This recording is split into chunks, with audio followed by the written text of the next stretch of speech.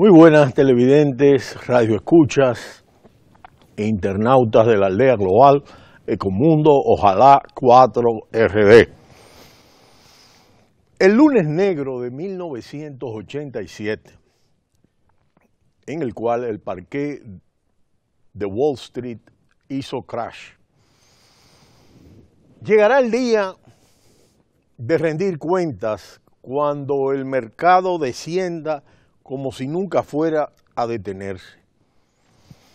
Esta advertencia del economista e historiador de las crisis financieras John Kenneth Galbraith, recogida en un artículo publicado en la revista The Atlantic en enero de 1987, se reveló profética apenas unos meses después.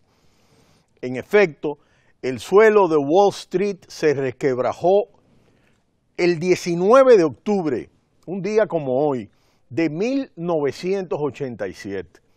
Hizo crash y el parqué saltó en 1000 pedazos. El índice bursátil Dow Jones, que contaba con casi 100 años a sus espaldas, se hundió como nunca antes lo había hecho. Se desplomó un 22,6% en un único día, que desde ese mismo instante quedó grabado para siempre en la memoria de los mercados. Ninguna otra sesión, ni siquiera las que acontecieron durante el crack de 1929, igualaba en envergadura a los descensos sufridos durante aquella jornada, bautizada para la historia como Lunes Negro.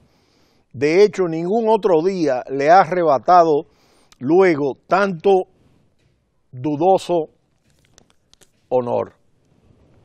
En apenas unas horas, los inversores estadounidenses perdieron 550.000 millones de dólares.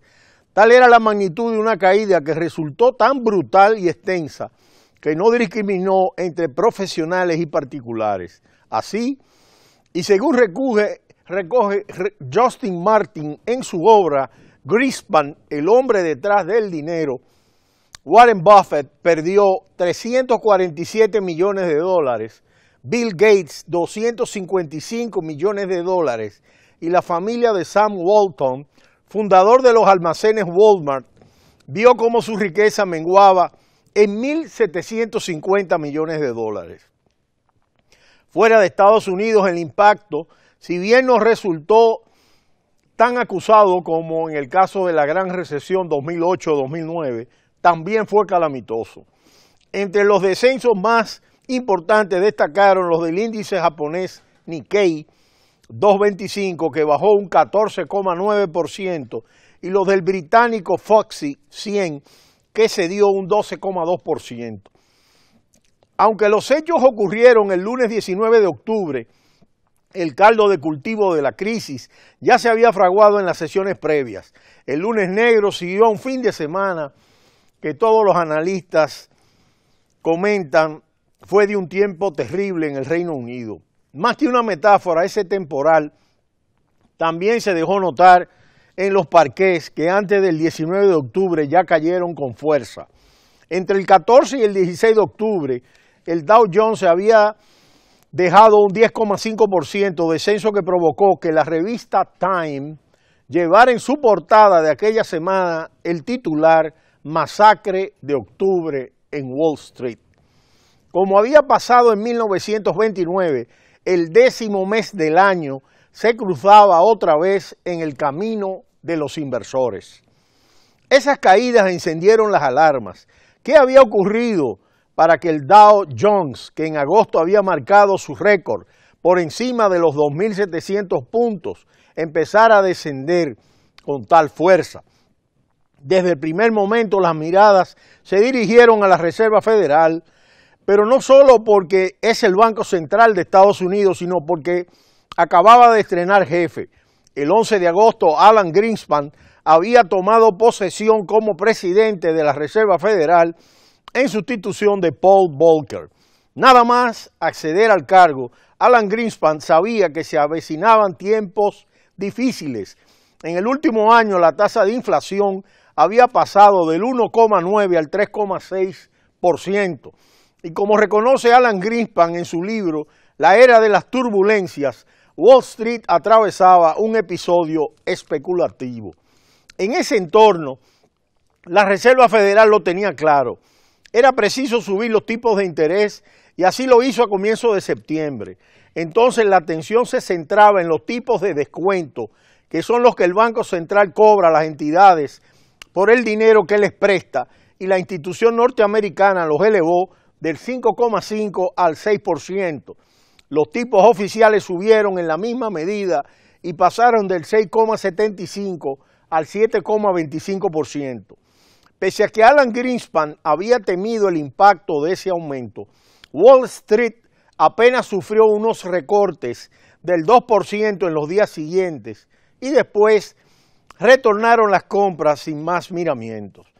Pero el aspecto importante de la crisis estaba ahí. Los signos de problemas económicos siguieron llegando.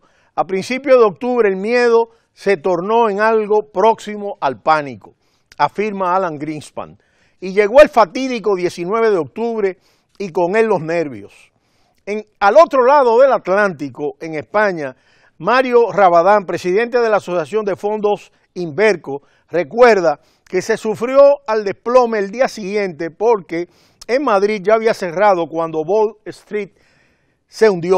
El día 20 nos fuimos muy temprano al parqué para intentar vender lo que se pudiera, porque en algunos valores no había liquidez.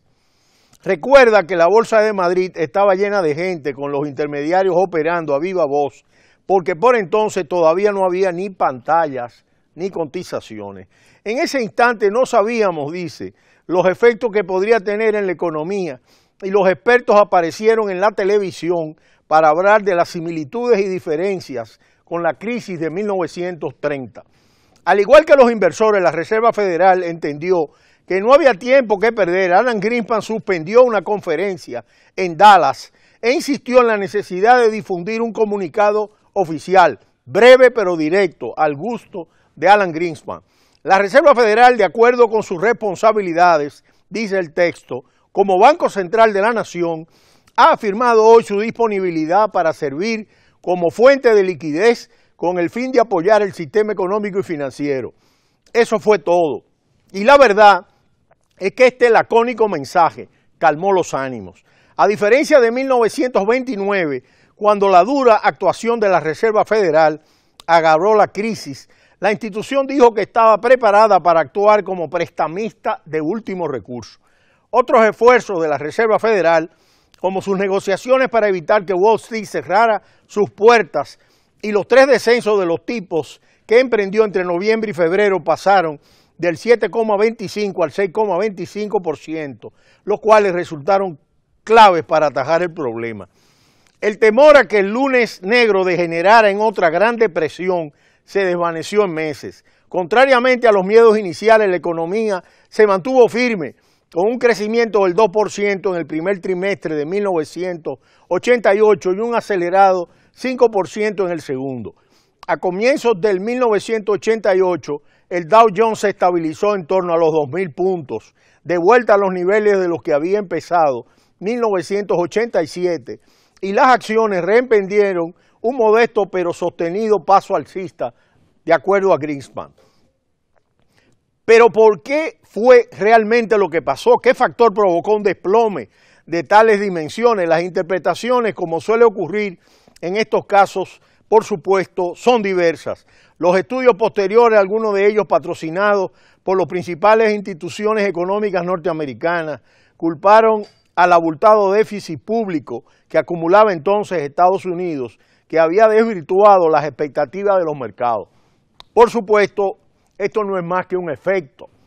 Otros no olvidaron el repunte de los intereses en septiembre. Algunos citaron que el incremento de los tipos de descuento a comienzos de septiembre fue parte de la mezcla de factores que agitó el mercado.